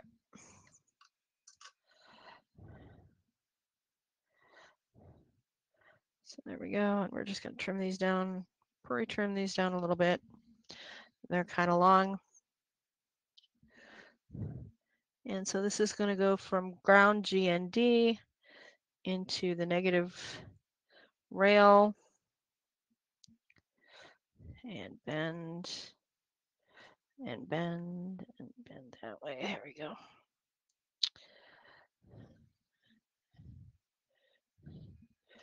Yeah, fly. All right.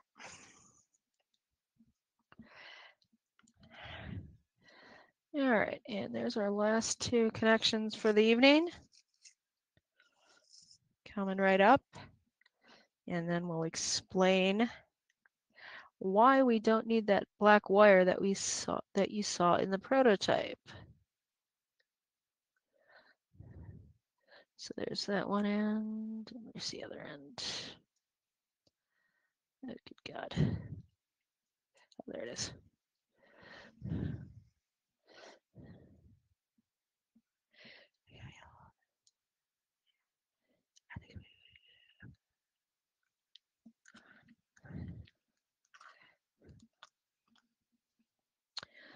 And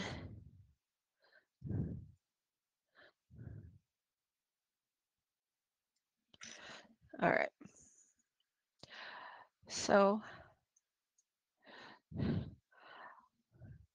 now the reason we don't need the black wire is that when I built the prototype, I did the black wire out of habit. I didn't really look at the board. I just out of habit connected the two negative rails. Afterwards, when I looked at it, I realized that the outside here, which is the negative rail on the one side, is actually all the way around and through on both sides. It does look like we are going to need to do one little thing though, and that is we are going to need to bridge here. Is that we are going to need to bridge, yeah, this one. Is that we are going to need to bridge that one side, but that's going to be a little easier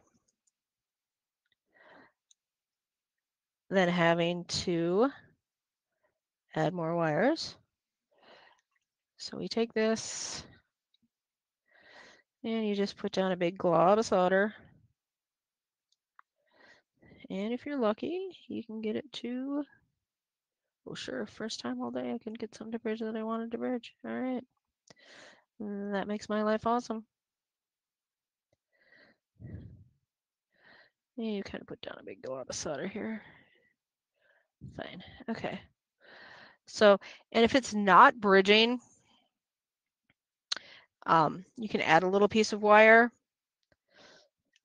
or actually even use like one of these. It's a leg from one of the LEDs. I probably have a little too much flux here to get it to bridge right.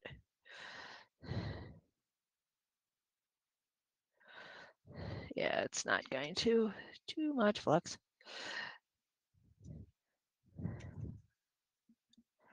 So we'll bridge it up a little bit.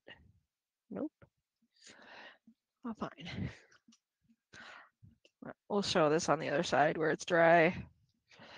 You just kind of drag a little bit in between and it should connect. If it doesn't connect, you can actually cheat it by just grabbing the leftover bit from, say, a resistor or an LED.